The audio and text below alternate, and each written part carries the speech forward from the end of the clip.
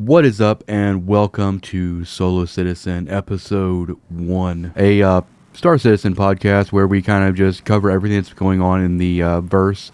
And for any people who are wanting to get into Star Citizen, hopefully shed a lot of light on upcoming changes or changes that have been, introduced, and also just gameplay and kind of chatter about everything kind of going on. So, in this first episode, I kind of want to help anyone who's interested in potentially getting started playing, and I'll be going over pledge ships, how all that stuff works, and then kind of just the basics. What's nice now is CIG actually has a new player experience, so if you are new to the game, or whenever they do like a new wipe or something like that, you're able to actually go through a tutorial, which is pretty cool. I haven't gone through it myself. When I started playing, they didn't have anything like that. But if you're watching this, then you'll be able to see that I am going to be heading into the medical facility here, going to this patient check-in. I don't carry food or drink with me, so whenever I am back in station here, I use this as a way to refill my my survivability stuff, my hunger and my thirst. I completely just didn't even read what room I was in. Room 4. All right. So I just kind of had this memorized. That's going to be rooms 1 through 3, and then room 4 is going to be out here in the hallway at the very end. And then 5 through 7 is here, and then 9 through 12 is over there. It's kind of different. Layouts for the different structures are going to be different depending. So what you can do is just go in here and lay down. You can't see it from my camera, but down in the lower left there is a hydration and nutrition meter, and I'm basically just hanging out and letting that fill all the way up. We're probably going to get in the mole today and do some mining while we kind of chat and everything. But before we get into that, I'm probably going to go ahead and kind of walk through the current roadmap. This is patch 3.21, and they're also testing patch 3.22 right now, where there's going to be some salvage updates. More notably, some quality of life updates for the Vulture and the Reclaimer. The Reclaimer is your multi-crew salvage ship, something that I'm still actually collecting credits on the EPTU in order to kind of showcase. But the Vulture I've done some content over, and that is your single man, 1 to 2 man crew salvage vessel. That is a really nice gameplay loop if you're not necessarily really into mining, or if you are into mining and you just need like another type of industry thing to kind of mess around with. All right, let's talk about system requirements for Star Citizen. Now, these can be all over the place, but you can get a pretty good idea about how your system will perform by looking at the telemetry app. This can be found on the Robert Space Industries website under the apps section. So what this is it's basically pulled user data from different sessions and stuff. It's usually updated every day, but you can very quickly see that there's a lot of different performances based on different configurations. So let's kind of dive into what this really is. So down here, this would be the minimum configuration. So what you're seeing here is CPUs that are in the 940, the Intel i5 940, or the i7 7700 range, and also GPUs anywhere in the 1060 range or 1660 range are averaging about 27.7. And this is this data is for all resolutions and game settings. So you can actually go game settings here and go low, and then you can also just look at how these other players are kind of performing with their stuff. But I usually just keep this on all, so I can get a good idea of everything. And this green up here, this would be like your recommended. So this is like your your Ryzen 5 5600s and your 3060 Ti's, which is what I'm running on. I'm running on a 3060 Ti. Then you can also click over here to display outlying data, and as you can see all the way out here, this is going to be your i9 1490K, and then your 4090. So the higher you go up this graph, the better your CPU score, and the further to the right you go is your GPU score. So For me, I'm sitting on a 13900K right here. The big important thing about Star Citizen is going to be CPU speed and video memory. So the 3060 I'm using right now has like 8 gigs, which I do just fine on like low settings and stuff like that, running at 4K. And if you have like 16K, if you have anything like over 10, if you have anything over 10 gigs on your card, and you're running like 1440p or even 4K, you'll be just fine for the most part. Any 40 series NVIDIA card will do just fine. Anything of the equivalency for AMD, I know that there are a lot of people running 7900 XTXs, which are getting really good performance, and those are cheaper now than 4090s and things like that. So I wanted to kind of cover system requirements because the stigma is that Star Citizen is very resource intensive, and it is. I'm not going to pretend it's not, but you can do pretty well even with last generation video cards and stuff like that. All right, the next thing I want to talk about is just kind of how to get started. If you're wanting to play, or if you're coming like from EVE or from any other game, the way things work on Star Citizen are a little different than what you normally would expect. But the first thing you want to do is create an account here on robertspaceindustries.com, where you can get like the launcher and stuff like that. If you're creating an account, use the referral link in the description because you will get some extra stuff from using that. And once you actually get your account and everything, you log in, you can download the launcher, start that download. It's a pretty big download. It's like 80-ish gigs. I don't remember. I haven't looked in a while, but it's a pretty hefty game. I do recommend also putting it on a SSD. Any traditional platter hard drive is going to affect performance quite a bit. You want like the high read write for a lot of the performance, and that's where a lot of people have a lot of issues performance wise, is when they're installing them on really low RPM hard drives and stuff. So once you actually create your account, you get the launcher downloaded. Actually, I think you have to get the game package before you can get the launcher, but when you first buy your first game package, they'll kind of walk you through all that stuff. So let's go and talk about game packages. So unlike most games where you would just buy the license to the game and stuff like that, and then you'd have access, the way it works here is if you go over here to the pledge store, down here there is a game packages section here. And so what game packages are essentially is it's game license plus a ship, right, and some other stuff like some starting credits when the game goes live, some novelty hangers and stuff like that. The difference in price on all these starter packages, the game access is the same price regardless of what pack you get.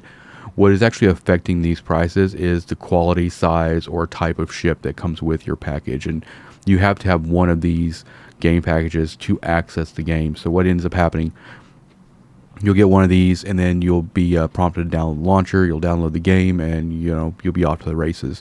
So there's a lot of stuff in here. I'm gonna kind of go through some of these. When I first started, there was literally like the Aurora MR and the Mustang Alpha. That was like pretty much the only game packages you could do.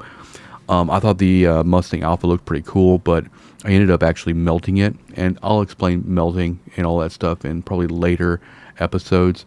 But I do highly recommend the Aurora MR. It's got you can do delivery missions with it. You can do low-end bounty stuff with it. It's just a better all-around starter ship than the Mustang Alpha. The Mustang Alpha is going to be strictly probably better in like just kind of dogfighting, fighting an atmosphere, stuff like that. It's a little less multi-role. And then usually when they have new ships come out that are kind of in the starter kind of tier, they'll have a starter pack with them. So this one's a newer ship that came out. Same here with the Cutter. And then also you can even get some more advanced ships attached to your game package as well. So like the Cutlass Black here, that is a really good bounty ship. You can do delivery missions with it. You can do a lot of stuff with the Cutlass Black. It's a really good hauler as well. And then other things. Out of all of these though, like if you weren't really concerned about price, the Cuddy The Colorless Black is probably a really good one. Avenger Titan is really good as well. I have the Arrow ship, but I don't really use it for anything other than just like traveling back and forth really fast. Avenger Titan's a really good one. Colorless Black is a good one. Other than that, I would say probably I'm just going to recommend the Aurora MR because it's just like hands down one of the best ships you can kind of start off with. And also, this is on sale right now for the holiday special. So instead of 45, it's 40, and all that good stuff. And there's also a hull upgrade option too. So if you have the ship package, which gets you the ship and access to the game, let's say you want to like get into mining, you're not necessarily stuck with this Aurora MR if you never use it for like bounties or whatever. So also here on the pledge store, there is a ship upgrades thing here, and so my starter package is basically the Aurora CL. I've been just kind of slowly upgrading it here and there. What you can do is you can actually go into the ship upgrade. You can click on whatever package or whatever ship you have, and you can upgrade it to a higher value ship. So for instance, if you have the Aurora MR from your starter package, you could theoretically go down here and upgrade it to the Prospector to do mining and stuff. So you go in here, go to Prospector, and instead of paying the full price for the Prospector, they would take the value of what you're currently trying to replace off. So it's kind of a good way to like slowly kind of build your way up to different levels. You could buy a lot of ships in game with credits. I do recommend, and you can also rent things like the Prospector and for mining, and you can rent haulers and stuff like that. What a lot of people do, and what I did when I first started playing, is I got my starter ship. I started just doing delivery missions. I started doing bounty missions. When I got a little bit of cash, a little bit of credits, I started renting a Prospector, and then kind of did a lot of mining that way until I was able to buy a Prospector in game, and that's what I usually do. The best thing to do whenever you start playing is just get in there, do the tutorial that they've got now. Make sure you look at the key bindings, learn all that stuff, and then also just start exploring. There's a lot of things to kind of learn.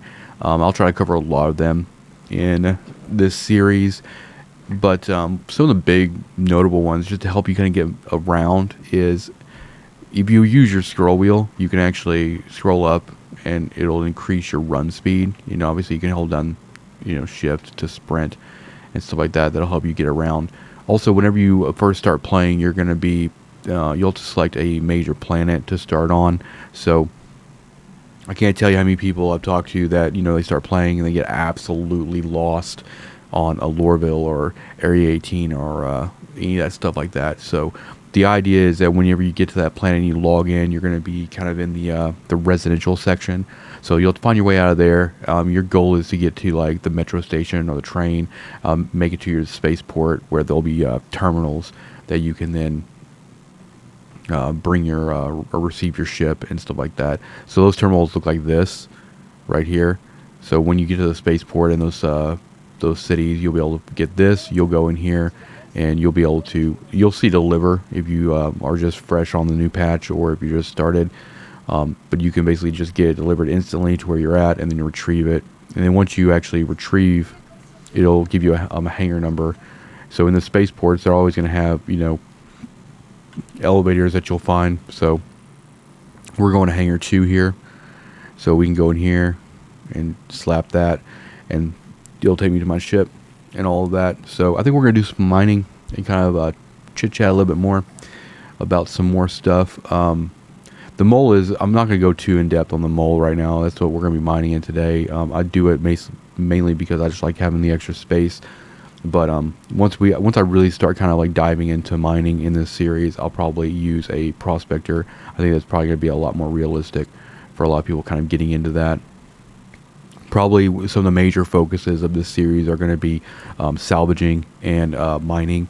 Occasionally I'll do delivery missions or bounty stuff to kind of like give you a good idea of how all that stuff goes.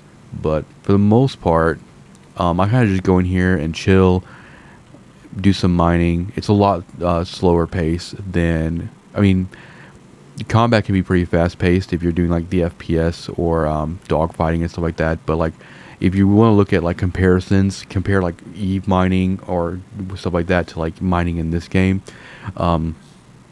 it's a lot more chill, right? So I just got in my pilot seat here, and some hotkeys that I'll kind of mention here. I usually hit get the power turned on, the engines turned on. So I hit U, that turns all that stuff on, and then I, that'll get the engines on. And then the other hotkey to kind of call landing services to open the hangar doors is left Alt and N. So then those doors will start to open there. If you plan on quantum warping, then I usually go ahead and spool up the quantum drive. But I'm just going to be mining here around the station and everything. And also while you're kind of like letting shields like build up and stuff, you can hit F2. It'll bring up your star map where you can kind of like, go over here and go to different areas, set a route, and do what you got to do. But I'm not really going to be going anywhere. F1 will bring up your mobiGlas. There's going to be like your currency balance, a bunch of other information. There's the ship loadout thing, where we can't modify loadout right now because we're sitting in the ship, but you can select other ships that are stored and kind of mess with their modules and stuff like that. And then obviously down here you have your star map. This is where you go for like contracts. You look for contracts to do like bounties and stuff like that. And then also if you're sitting in your pilot chair, then you can go to refuel repair. So we need to do a little bit. We had some overcharges the other day, so we need to kind of get that stuff all situated. We're waiting for hydrogen to finish fueling, but and kind of chilling. Actually, I think you have to actually turn engines off to get fueled now. At least on the EEPTU, that's the issue I was having. Okay, now I got it. Turn our shields back on, and I hit F4 right there to kind of go into the different third-person view there. But I'm going to let you know right now, when you start playing, you are probably going to crash your ship a ton. Like for me, whenever I first started, I think it was like 2 days before I successfully managed to take off or land. There's just a lot of nuances with the flying that you have to get used to.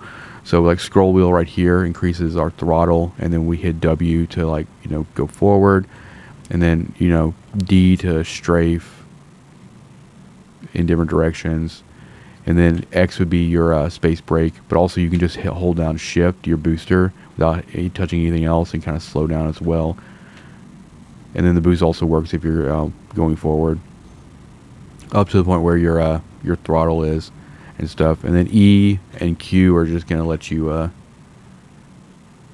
kind of do all of that good stuff. So I'm just going to go out here and start scanning a little bit. Scanning, you can hold down B, and it'll do a ping, and so we can get some signatures. We're not too far out yet. We got one up here.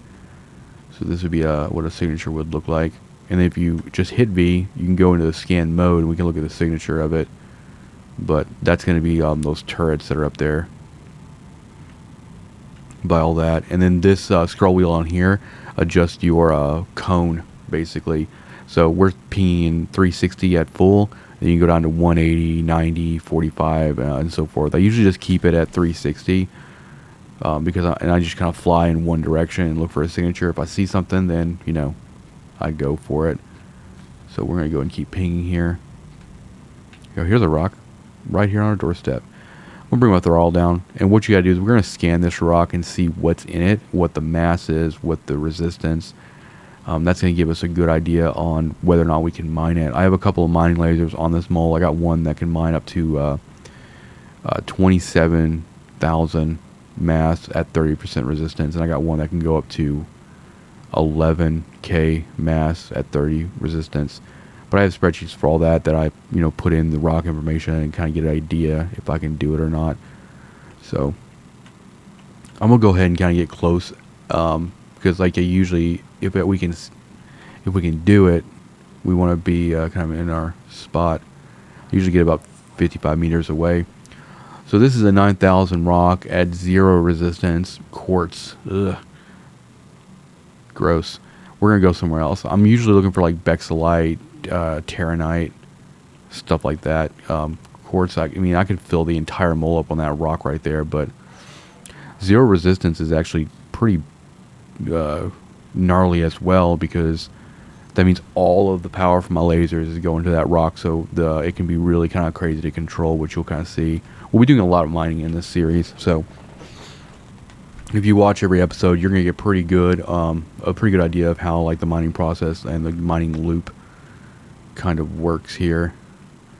Saw a little radar ping there. Oh, but that's what I was saying. Like, mining's a little bit slower pace than in other games because, most of the time you're kind of out there hunting, and it's actually better if you kind of are picky with what you mine, and get the most value in your mining ship as possible because of just unlike things like Eve where you can just fill up on a belt and just very quickly warp to station, dock, unload it, and go back out, right? It's a little bit more time involved in here because if you fill up your mining ship with a bunch of trash, stuff that's not really worth it, you have to spend the time to warp back to station, land, get back up to the lobby, store it, go down to the refinery, sell it, and it's a little bit more involved. So you want to make your time better spent by getting as much value as possible in that hold.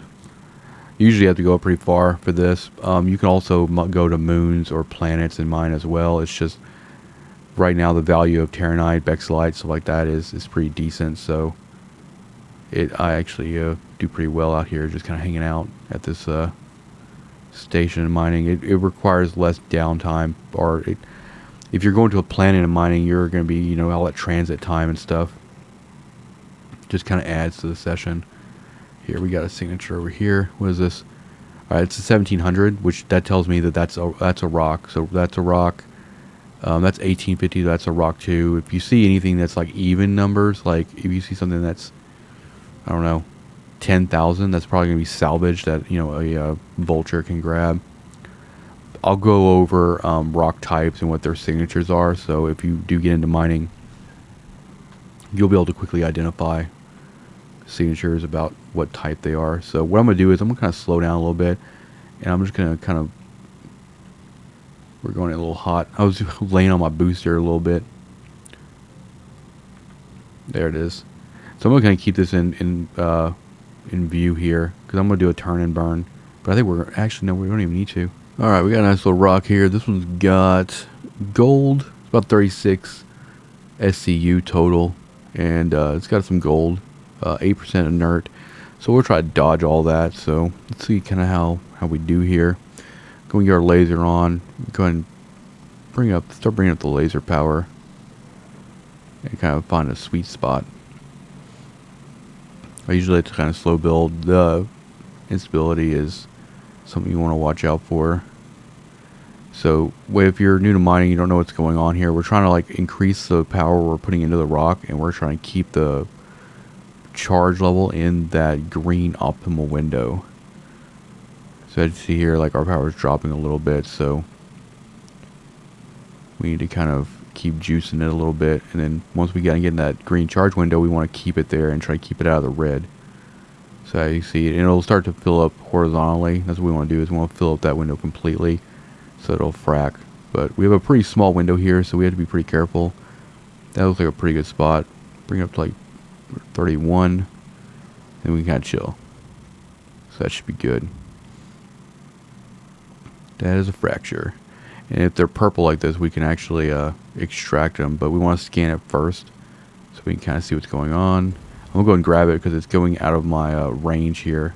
Okay, managed to get it before it went all the way out of our range.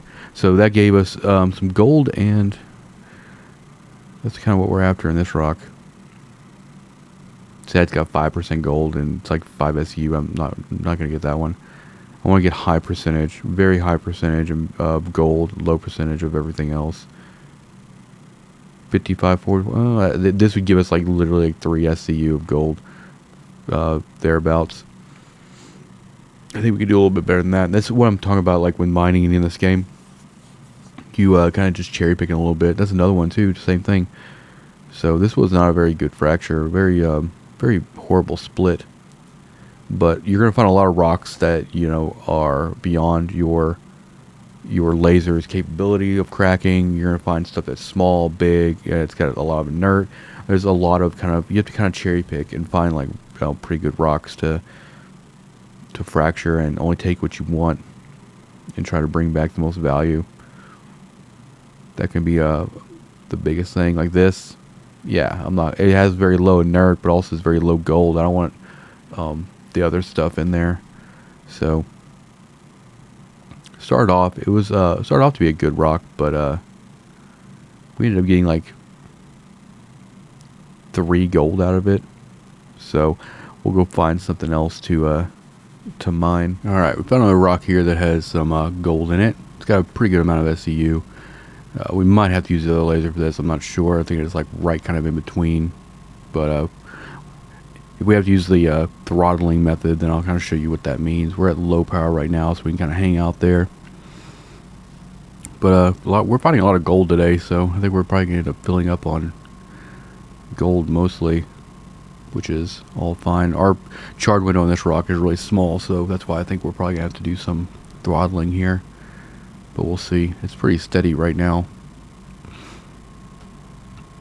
But one thing I can pretty much guarantee people are going to ask me is about ganking. Like, is there problems with other players when you're out here mining, especially for people who are coming from EVE and things like that?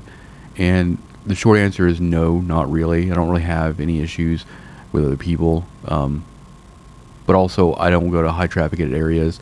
If you go to places like Port All-Star or anywhere around Crusader, you're probably going to have issues, only because that's kind of historically where people have just kind of messed with other people.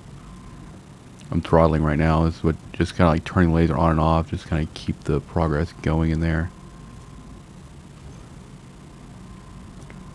Trying to keep it out of the red, because, you know, if you overcharge it, then you will shatter and lose minerals, damage your ship, things like that. But yeah, you don't really have any issues. I mean, that's probably one of the big reasons why I enjoy mining in this game, because I can kind of come out here and do the industrial thing and not really be bothered too much with it or with that kind of stuff. But also, you know, unlike other games like EVE and stuff like that, where you can be out here in your ship doing mining, you can also go on the surface with a hand mining and do first person mining. Go spelunking and all that stuff. These rocks we're going to have to go to the other turret for, because they're just way too low mass. This laser is essentially used for high power, usually the initial frac. So we're going to pop out of this and then head over to the side laser, the port laser. But overall, it's pretty chill. I've been playing this game for several years now. Obviously, there's, you're going to encounter bugs and stuff like that, because it is in active development. But I would say my overall impression for the past like 3 years or so is pretty good. They overhauled mining quite a bit several patches ago, and then they kind of like reworked it a little bit now as well. So it's always kind of evolving and things. We got a new mining ship coming out, hopefully in a not too distant future. I like this one. I think we're gonna try this one. Yeah, this turret's different because it has a smaller powered laser, but also has mods that increase the optimal range window. So that's why the benefit of the mole is just having the versatility here. Whereas in the prospector, if we can't mine it or fracture it initially, chances are we're not going to be able to finish mining it anyway, because you only have the one laser. I'm going to take all this, just because the aluminum is not bad, and also I just want to kind of grab it before it floats off out of my range, because this turret only articulates so much. I'm not being really picky right now. I usually do multiple mining sessions a day, so I usually try to get about 100,000, 120 in value, but that's not always the case. As long as I'm not bringing back a ton of inert, then I'll be good to go.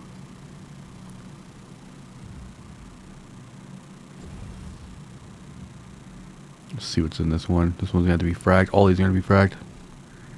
Gold. It's got 10 SCU, 30%, 31% of it is gold. I'm looking at these bigger pieces. actually. I try to, like, look at the bigger stuff that needs to be fractured again, and then try to, like, extract everything kind of all at once. It's kind of the way to go. 15 on 14, aluminum. Not horrible.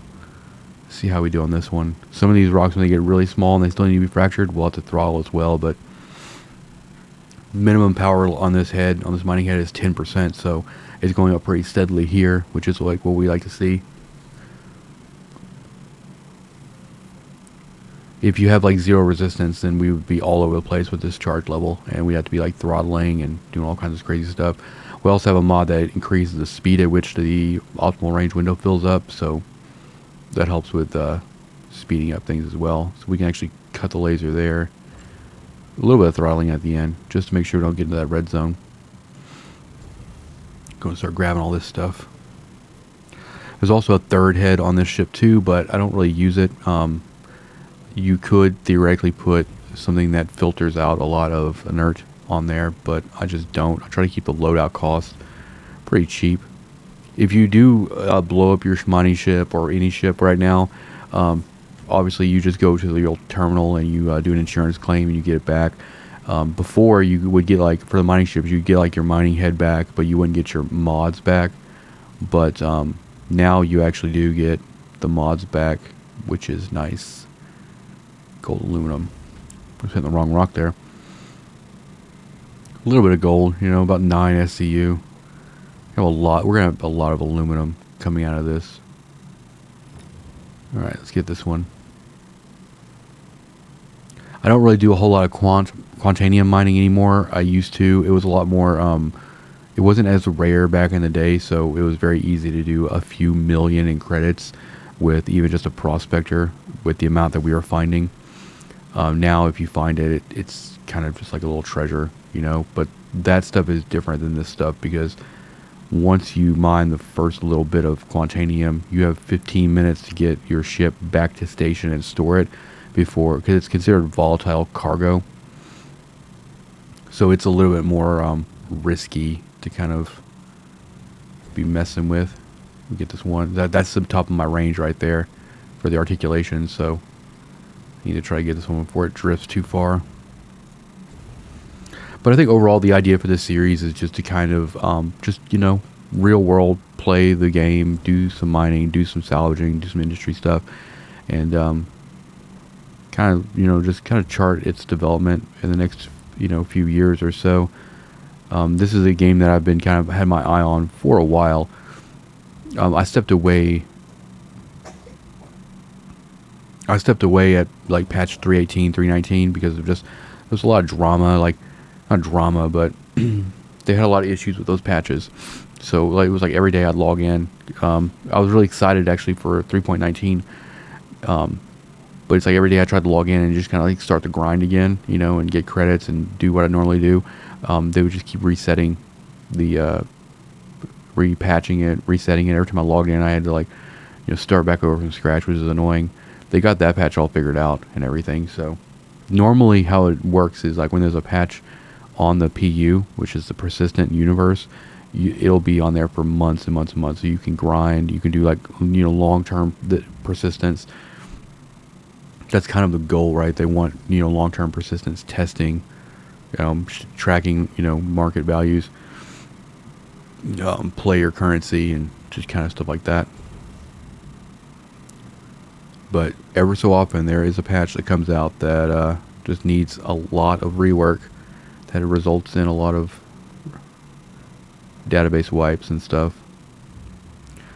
We're gonna do all right. I think we'll probably head back after this one, just so I can show you guys like the full loop here, because we're gonna be at like 72 of 96, and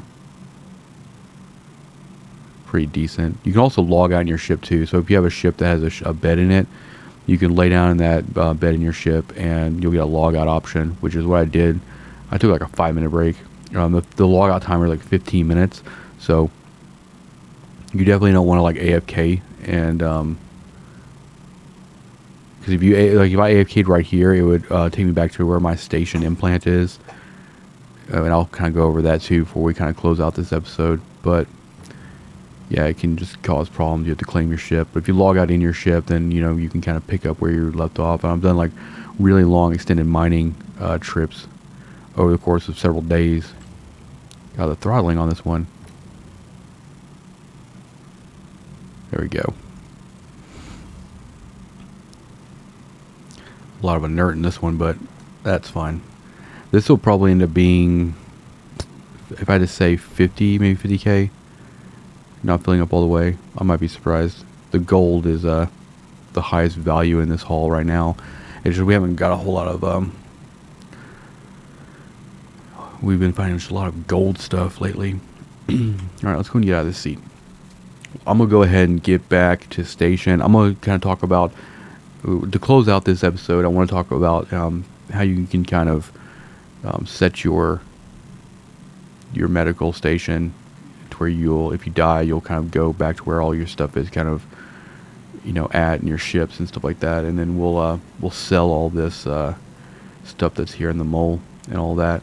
All right, so basically how the medical implant works is whenever you create your character and you select whatever major city you're starting in, if you don't transfer your medical implant, then every time you die, you'll go back to whatever that city you selected in the beginning. So if you're like me, I go to one of those stations that has a refinery, and that's usually where I bring all my ships, and that's where I implant my medical stuff, so that if I do die, if I explode, whatever, I'm kind of put back to where all my assets are, right? So when you get into these stations, you're going to want to look for the medical clinic here.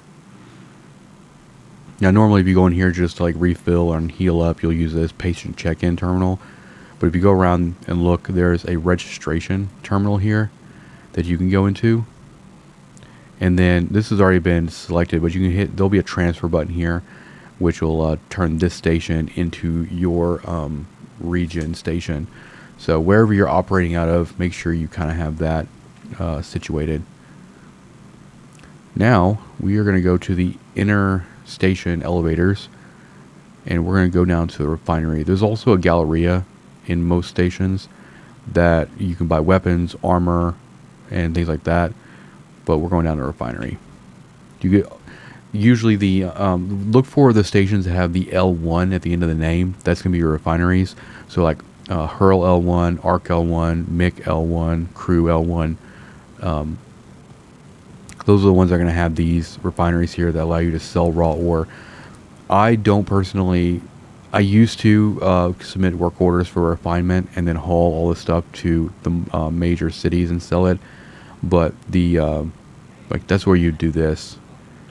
You would go in here with your ore and sell it there. But the surcharge right now is insane, and it just costs way too much to do the job. So I'm going here to the trading console, select the mole, 64,000, a little bit more than I thought it was going to be. Like you can see, the gold, which is 22% of our hold, was 57 of that, right? So as you can tell, if we went out and just kind of really were picky about just only getting gold, then that would have been maximizing our situation. Because look at 49% is aluminum ore, and it's only like 5,600. But for the amount of time we spent out there, 64k is pretty good. Right now, I'm kind of just saving up credits and all of that. And also down here in the refinery is where you can buy mining heads, mining gadgets, all the mining gear. So these would be your mining heads. You can go in the terminal here and buy everything. Your rental terminals are over here where you can rent a Cutlass Black or a Prospector. And then you have your hot weather mining rig. You have your cold weather mining rig. And then multi-tools where you can put mining attachments, tractor beams, and stuff on. And then this would be all your mining laser or mining gadgets. I don't really use mining gadgets. Just haven't been a fan of them. And these are all the mods. These mining mods will go on the heads up here. And I use a pretty specific setup for that kind of stuff. But that's something we're going to explore all this stuff, hopefully in better detail as this series progresses. Hopefully you guys enjoyed watching. We'll cover a lot more things than just mining. So Probably salvaging when scanning gets implemented. We'll do some scanning, and then when all the new systems start coming out, then we'll start going and exploring in all those areas and stuff. So I'm really excited to kind of just kind of expand on the Star Citizen content on the channel, and hopefully this will be a good vehicle to. Hopefully this series will be a good vehicle to introduce a lot of people to the game, and also maybe educate them, or maybe inspire them to get out there and explore and mine and stuff like that. We'll even do like some FPS. Probably not PvP. I'm not a big PvP person. No matter what game I play, I'm just not really big on it. But we can go do like bunker missions where that's like FPS style missions where you're running around and doing stuff, and then our bounties and stuff like that. But thank you guys for watching, and hit that like button, hit that subscribe button.